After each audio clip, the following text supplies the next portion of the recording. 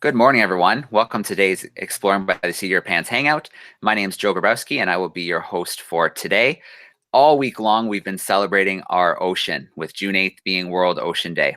So we have 50 events lined up with scientists, explorers, adventurers, and conservationists from all over the world who are going to share their passion for the ocean, why it needs to be protected, what they study, what it is that draws them to the blue and to the deep.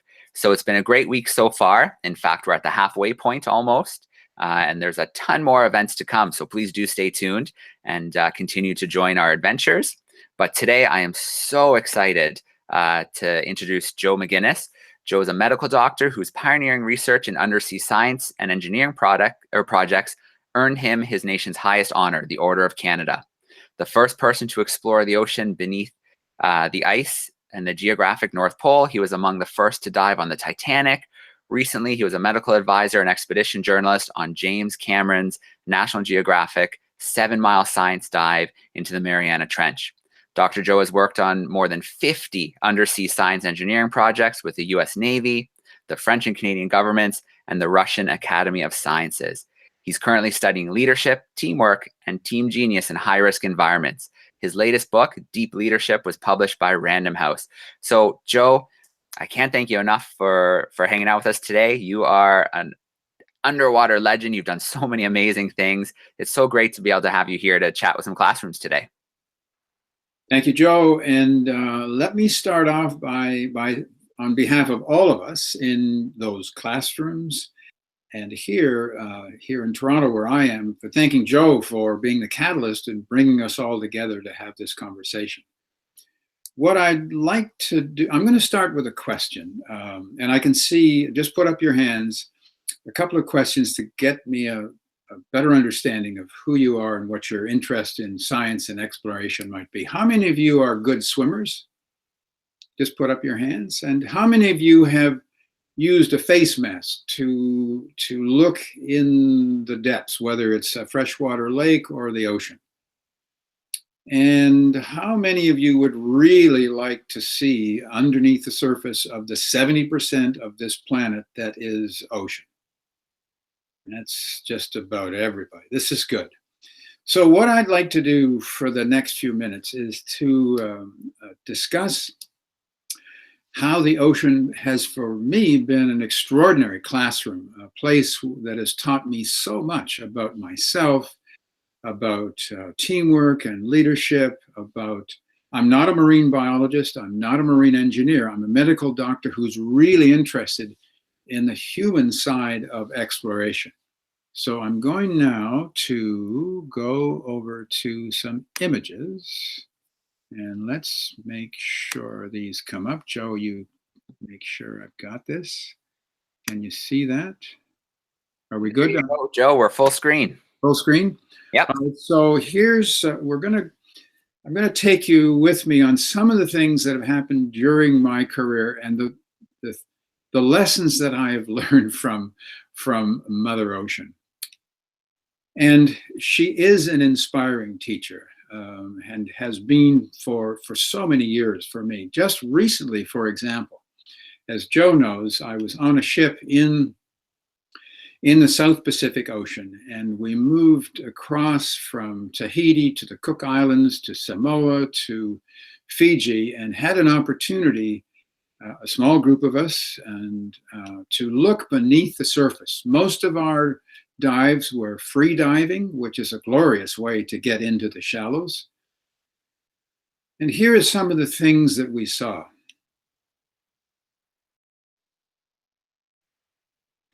And I came away from this experience with the thing that keeps coming back to me every time I go into the ocean, and that is the celebration of the sea creatures. They give shape and meaning to the miracle of life. They are ancient echoes of our early beginnings on this planet. They provide half the oxygen we breathe. So in a cosmic sense, we owe our existence to them. Now, my early work was done, focused on one project, living under the sea. And this continental shelf that you see off both sides of Florida was where this first project began that took me, supported by National Geographic, the US Navy, directed by Edwin Link, a wonderful pioneer. We put a station down on the edge of the continental shelf at 432 feet. And two men lived inside that station for 2 days. And this is a picture of me on the surface monitoring their health. And then I had a wonderful experience with the US Navy Sea Lab project, where a much larger project, small teams of men living in small stations beneath the sea for days, weeks at a time. So this period of my career gave me a real opportunity to spend time beneath the sea and get a sense from the inside of the ocean of what it was all about, the creatures, the currents, the cold. And I came away with a very deep respect for the depths of the ocean, the cold, the pressure, the darkness. And then there was this glorious period of my life where I led 10 expeditions beneath the ice of the Arctic Ocean. Supported by the Canadian government, we had 13 expeditions. Here's a highlight from one of them. We're in this picture, it's December. We're 500 miles north of the Arctic Circle.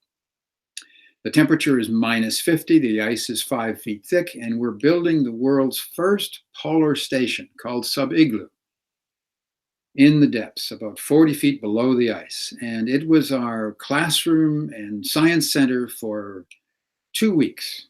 Transparent window, perfectly clear plexiglass sphere so we could see the life. And it was a wonderful experience, again, 500 miles north of the Arctic Circle. And then some more expeditions, the discovery of the world's northernmost known shipwreck in the Northwest Passage under the ice, diving down, exploring it, trying to understand it, filming it using science. And it was a National Geographic cover story. And then for a small group of us to lead, I led the first science team beneath the ice of the North Pole. And to spend 3 days at the North Pole, make 10 dives, was a wonderful, informative period of my life where I learned the value of leadership, the risks and challenges of leading small teams into high stress, high risk environments. And I wrote a book, as Joe mentioned. There was a shift in my work when I joined Robert Ballard's team as a media advisor, and then went out to make my first dive on the Titanic with the French team using this $20 million research sub called Nautile, which carries 3 people to 20,000 feet or so, 6,000 meters, and see the Mount Everest of shipwrecks for the first time up close.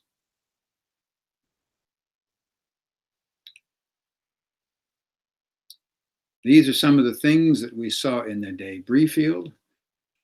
And inspired by this first series of dives, I put together a team to make an IMAX film on the Titanic. And we went back. And this is what we saw on our second series of dives to the Titanic.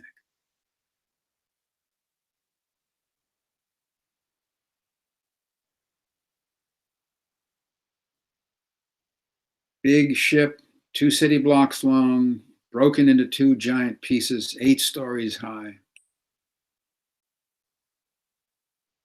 And I came away from that experience thinking very hard about being humble and being cautious when you're inside the ocean, especially 2.5 miles down on the Titanic, and thinking hard about the story of why that shipwreck took place. And all of you, I'm sure, are familiar with what happened on that night that everybody remembers.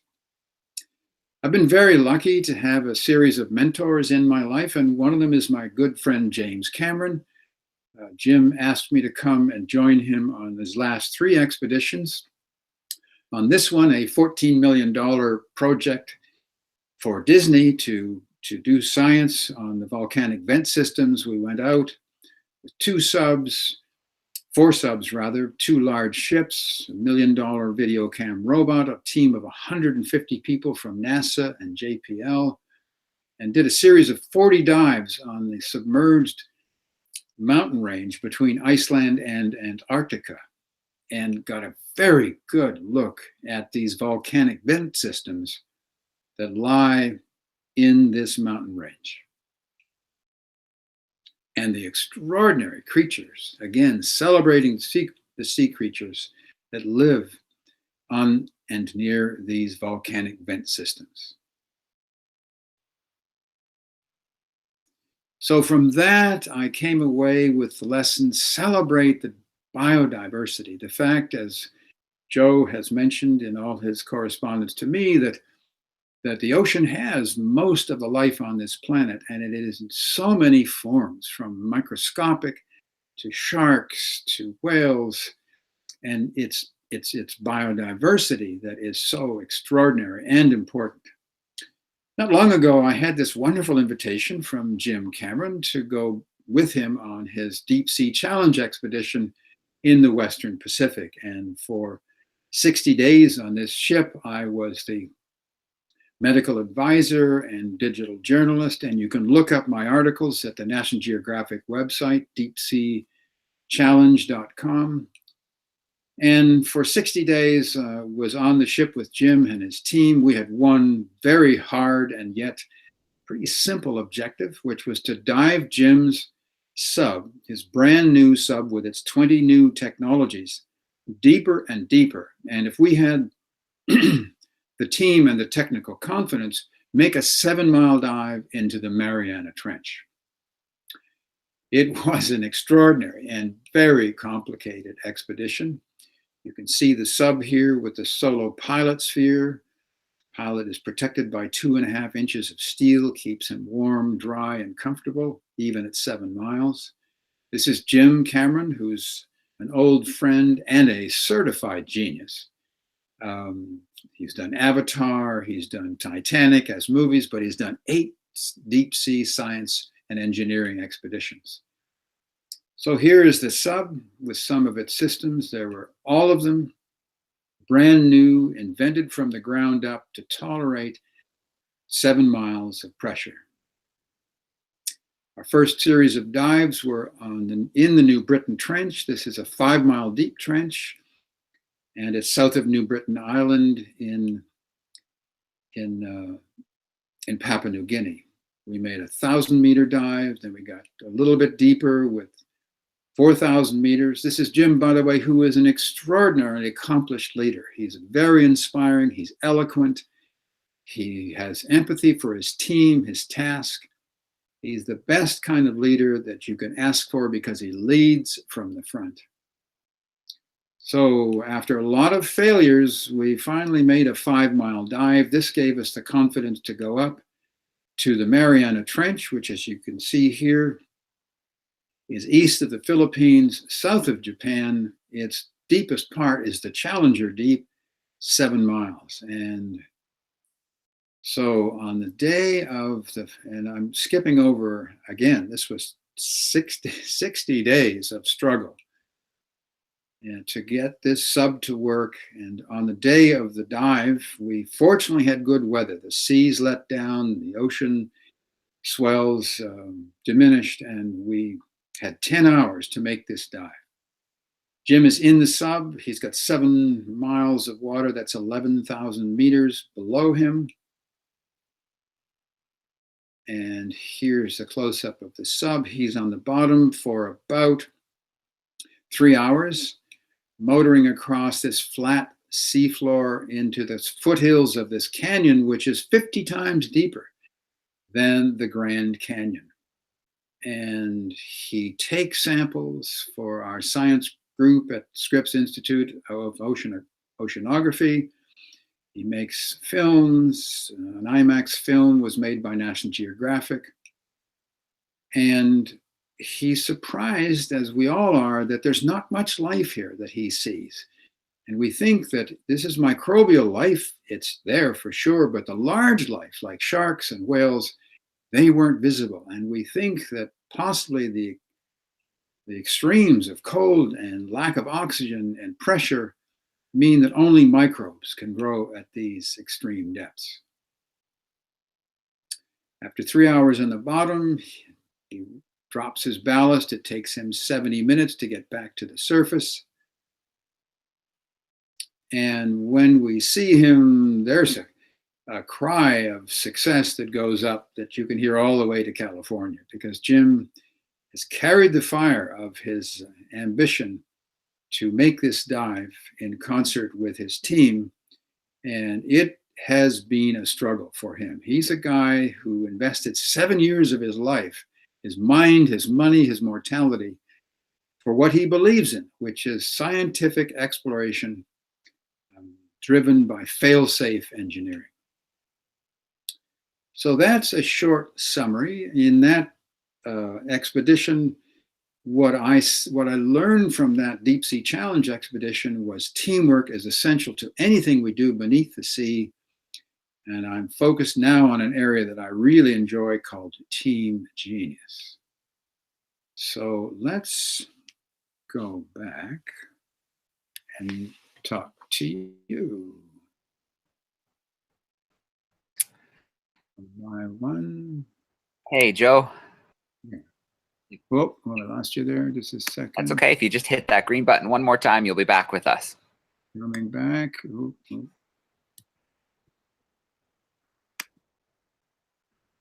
There we go. Okay. All right. Well, Joe, That was a little longer than 50 minutes. Sorry. No, that was amazing. I mean, just looking back at some of the amazing projects you've been on and some of the science and the research and the places you've been, it's absolutely amazing. You've had such an incredible career and contributed so much to our knowledge of the ocean, both the life aspect of it, but also the human and the survival. Absolutely incredible. So, Joe, I can't thank you enough for sharing that with us today. That was great. Okay, my pleasure. And again, just for everybody in those classrooms, it's always a team effort. Nothing is ever done alone. You can lead these things, but as Jim Cameron is the first one to say, it's the team that matters. And what we're always trying to do is create this concept called Team Genius. All right. Such a good point. And I'm sure the students encounter that all the time at school, having to team up and work together to solve problems and get things done. But let's meet some of those classrooms, because I'm sure they have some questions about what we just learned, about what we just saw. So the first class we're going to visit, we're going to go to Mrs. Brown. She's got some grade 11s in San Antonio, Texas. So let me turn their microphone on. How are we doing, grade 11s? Great. All right, come on up nice and close. What was one of your most memorable adventures, I guess, on one of those dives that you had done? So, sorry, once again, straight to camera. Okay. What was one of the most memorable adventures that you had, I guess, in those dives that you had done? Well, all of the things I talked to you were pretty exciting. I can pick out a lot of them. I think perhaps one of the great discoveries for me was of the imagination at work in the ocean. And I remember being at the North Pole, making that first dive under the ice. I think the first dive that anyone had made at the North Pole, and stopping for a moment to think hard about where I was and what was really happening. And I made a slow circle. Here I am at the top of the world where all time zones meet. Every direction is south. And I imagined I could see the Pacific Ocean down here and the Atlantic Ocean down there. And for the first time, I got a sense that the global oceans are all interconnected into one unknown universe. Amazing. I mean, very few people get to visit the North Pole, let alone go beneath the ice. That's pretty incredible. All right, let's meet another classroom. We're going to go to Mrs. LaRosa's class. They're joining us from Bath in the United States. And when I turn your microphone on, just let me know which state that is. So let me turn your microphone on. It's Bath? Yeah. It's Bath in Maine. It's in Maine, is it? Where is it? Good job, Joe. Listen, I've dived off to the Maine coast. I've got some. Oh yeah, I like you. I like your part of the world.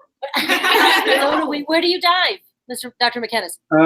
I've got a friend, Stan Waterman, a beautiful man who introduced me to my career, as a matter of fact, in many ways. He lives near Sargent. He's got a place near Sargentville. Does that ring a bell? It does. It's up north. Yeah, and I've dived with National Geographic near Boothbay Harbor. Right next to us. An article was written by my friend David Dubélé, a photograph by David, about the ocean beneath Boothbay, near Boothbay Harbor. Wonderful. Well, thank you very much. We really appreciate this opportunity. A student here, Ella, has a question for you. Yeah. Hi. Hi there. I was just wondering, like, what kind of experiences, like, the body, like, went through, and, like, what some of the struggles were as you go, like, lower and lower down, like, what happens to the body? When we're scuba diving, or when we're in submarines, or when? Deep distances. Okay. You tell me, in submarines. Submarines. Well, all right. There's a submarine is designed to keep the occupants, the pilot, the co-pilot, at sea level pressure. So as I mentioned in Jim's sub, there was a sphere, very small, 43.5 inches across, that had a 2.5-inch thick steel sphere that kept Jim at sea level pressure, basically. Oxygen was fed in, carbon dioxide. So there was no effects on his body. That's the whole idea of these subs, is to keep you at the same pressure you're in the classroom. Sea level pressure, controlled oxygen, controlled carbon dioxide. If you dive, it's a different question. Of course, there are physiological and psychological changes if you scuba dive to extreme depths. Does that answer your question? I think so, but I think she'd like to know a few of the little things that start to happen in your body as you go deeper. In a submarine, there shouldn't be anything that happens to your body. You've got to like confined spaces. You cannot be claustrophobic. Claustrophobia, as you may know, is when we really don't like to be confined and we're very uncomfortable. So in a submarine, when you're in there with two other guys, and it's like the front seat of a compact car, surrounded by dozens of dial gauges, switches, and screens. You have to like confined spaces. But in a sub, the whole idea is to keep you physiologically at sea level pressure. All right. So great question. We're going to come back to your class in just a moment, but I want to introduce our next classroom who's joining us today. We're going to go to Ottawa, Ontario this time, here in Canada, with some grade 6s with Mrs. Krowecki. So let me turn her microphone on. How are we doing, grade 6s? Hi. Hello, grade 6. Hello, grade 6. Where are you? Where are you? What did you say? Good. Joe's wondering Ottawa. Nepean. Oh, Nepean. Got it. Yeah, I spent years in Ottawa, and I lived up in Old Chelsea while I was working for the government on national ocean policy. So I know where you guys are. All right. So one of our questions for you is, what exactly did you contribute to the film Titanic? All right. This is Jim's film, of course, and I didn't make any direct contributions, but I will tell you a small story. And that is, I met Jim when he was 14 years old. And I won't tell you how that encounter occurred, but I did something for him when he was a young guy, and he's been very, very conscious of that small gift I gave him. It was a gift of encouragement and a gift of mentoring. And so we've been friends for a long, long time. And in 1991, I co-led a team to the Titanic, as I mentioned, to do an IMAX film. And when we've completed the film, we had a world premiere. And guess where it was? In Ottawa, at what is now the Museum of Civilization. And so I invited Jim to the world premiere and introduced him to the Russian sub-pilots who had taken us to the Titanic. And he looked at them and he saw our film and he said, aha, this is how I'm going to open and close my film that I've wanted to do for years on the Titanic. So in 1995, he chartered the ship, the subs that I had introduced him to, and went off and made his 12 dives to the Titanic, which is how, as you remember from the movie, he opens and closes the movie. So it was an indirect contribution, but it was introducing Jim to the guys that took him into the ocean for the very first time. All right, very cool. That's awesome. It's So, happened in Ottawa. Joe, we've got a question coming in from YouTube from a classroom of grade 4 students in Guelph, Ontario, with Mrs. Steinhoff's class, and they're wondering what kind of sea creatures are your favorite?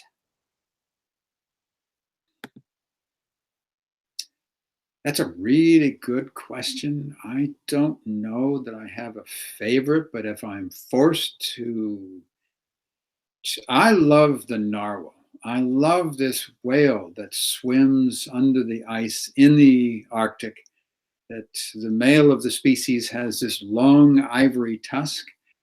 And I had a very wonderful experience some years ago, went up and with a small team, National Geographic support, and got the first pictures of the narwhal underwater.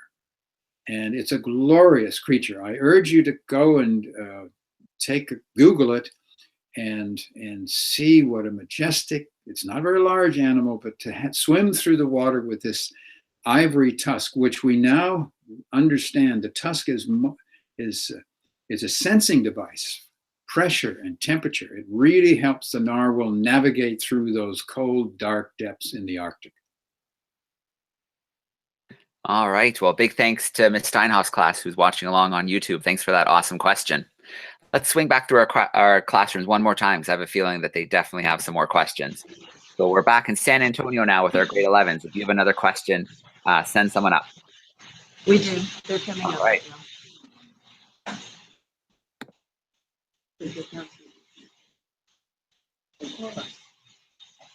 Now, Hi. I was wondering. Sorry, tell me your name and before we go, here we go. Yes. Hi, my name is Meryl.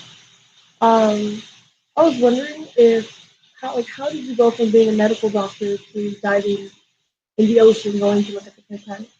How did that happen? That's a very good question. Thank you very much for that.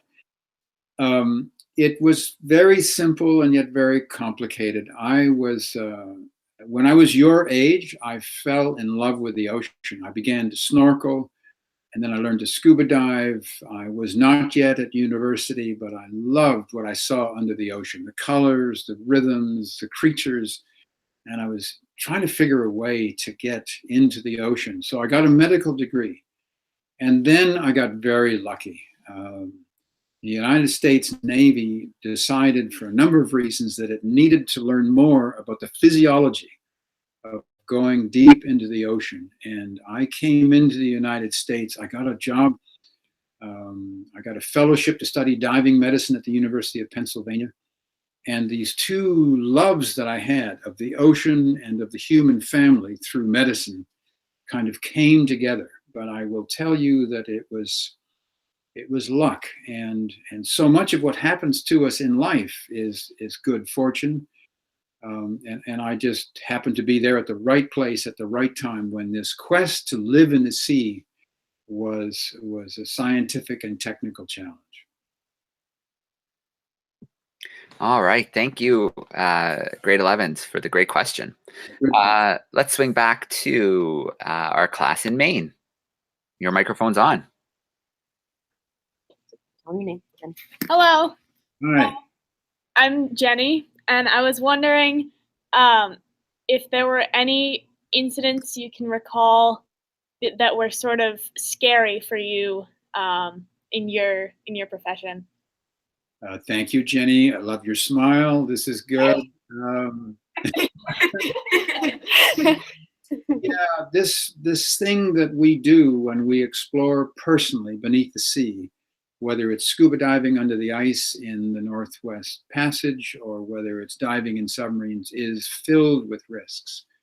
And sometimes, this is why a medical doctor works in the ocean, certainly in the early days when we didn't understand the risks. So I've had lots of experiences where we'll just call them close calls occurred. And sometimes I've been where things really were not good and we lost a diver. The US Navy Sea Lab 3 project lost Barry Cannon, who was diving at 600 feet or 200 meters. So the ocean is a place, and this is why I use the word be humble, be cautious, because it's a very easy place to be injured. It's a very easy place to lose your life if you're not really careful. The ocean, Mother Ocean, has some very powerful forces, wind, waves, and you in Maine understand this because you've got the ocean on your coast and you've heard stories on ships, big and small. You've got to be very careful with the wind, the waves, the currents, the cold, and treat Mother Ocean with the caution that she deserves. Thanks for the question. All right, another great question. Thank you to our group in Maine. We're going to go to our group in Ottawa one more time. Let's see if they have another question. Go get deep.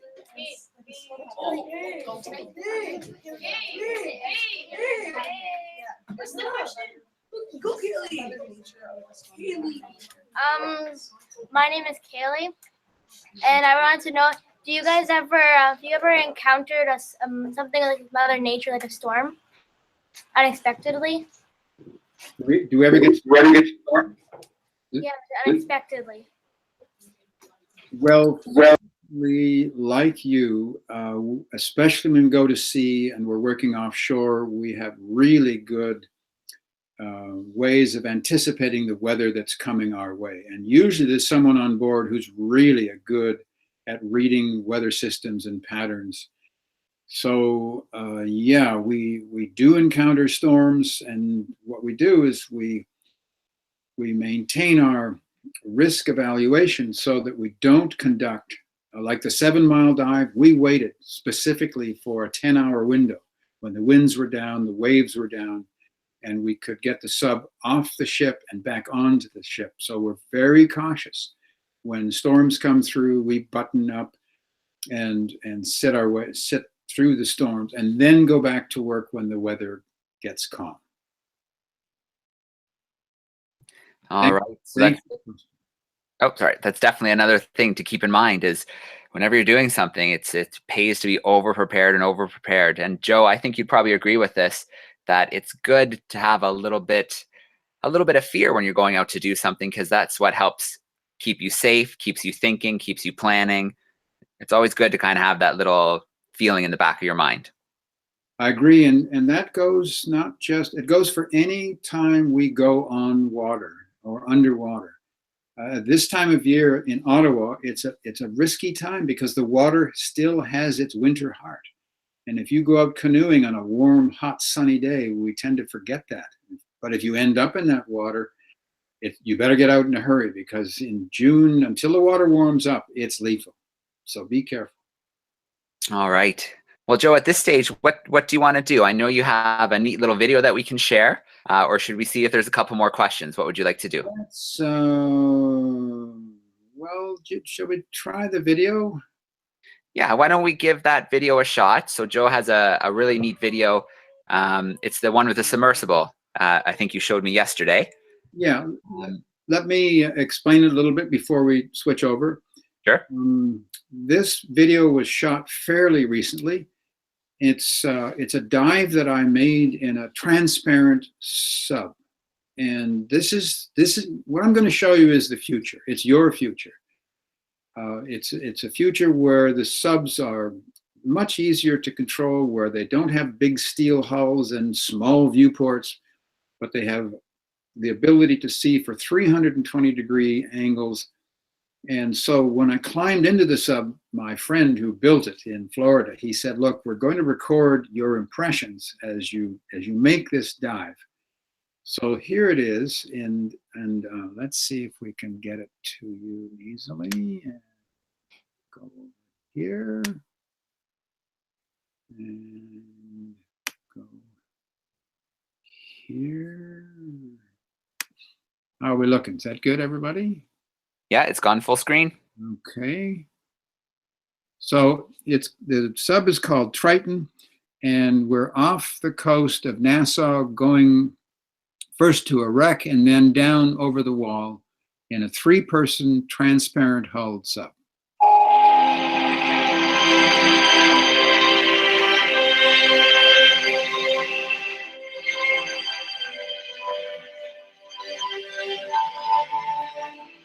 There's something very special about being here in this place at this time. We're in a bubble, transparent sphere, and we have the sky above us and the ocean below us, and it has this liquid crystal face. The ocean is alive.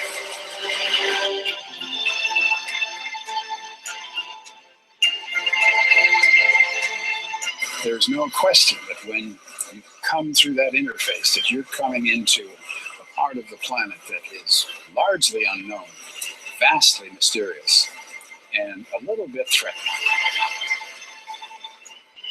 Right here, we are just coming up on 12 or 13 meters. It's a shipwreck that was put here as an artificial reef. You'll see all kinds of fish life on it. You'll see, I'm just going to gently give you guys a chance to see the side of the wreck. The ocean is the oldest, largest, and least understood physical feature on the surface of this planet. For most of human history, it's been impossible to dive down and spend time inside her cold, dark, and perilous heart. But within my lifetime, all of that has changed. There now are extreme machines that allow us to come down, do science, and to spend time thinking about the implications of the journey.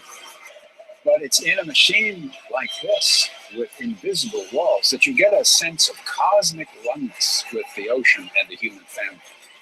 She is in our tears. She is in our bloodstream. She is in our heart. And she's in our future.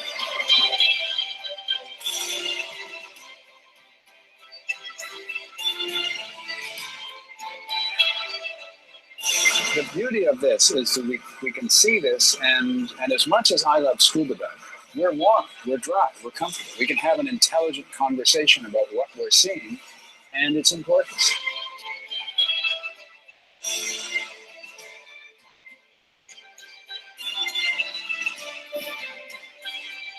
We're going over the wall here, guys. Look at it. I mean, this degree of intimacy, the sub, because of the window, the sub basically disappears, and we're down here, in a sense, psychologically stark naked looking at this stuff. And you don't get a sense of scale. All you see is this immensity. It is beyond immense. It is cosmic. It doesn't get any better.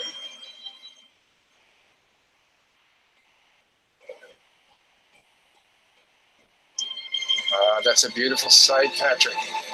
There you guys, we're going to leave the bottom now. We're going to head up to the surface. Surface Triton 7, directly offshore from the wreck, and requesting clearance to surface. Coming through the interface, coming back into the sunlight is once and forever a powerful reminder of the difference between the two worlds.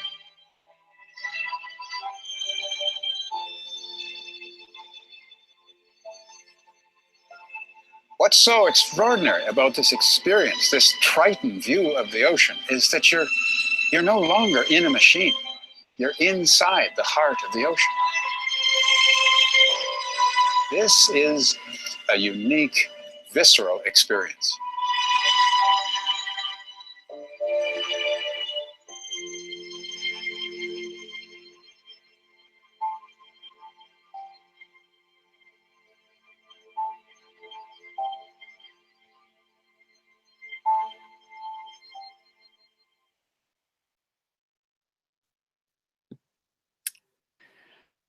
right. Let's go back here. Wow, Joe, that's pretty amazing. It's almost like just hopping in a car. Yeah. And am I back? Yeah. Yep. Yes, full credit to the subpilot and the builder of those. That's my friend Patrick Leahy. Stand by one, and I'll get the phone will go off in a minute. So. That's okay. It's technology. Yeah, it's all right. Yeah. Yeah, it's Patrick Leahy, wonderful guy who gave me that ride. Amazing.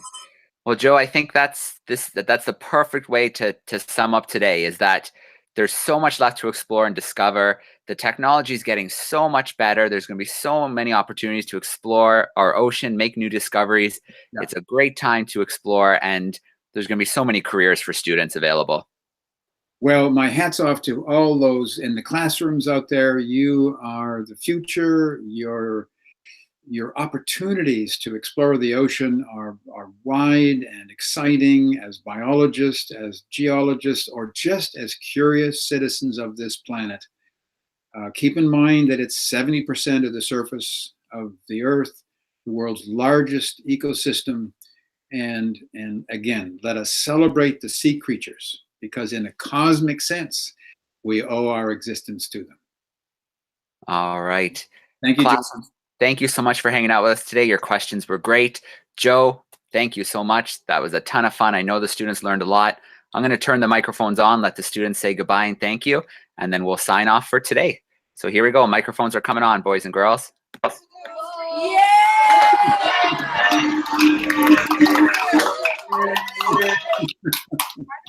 All right. Once again, we have tons more ocean events coming up this week, so keep tuning in. And Joe, thank you so much. Everybody enjoy the rest of your day. Thanks, Joe.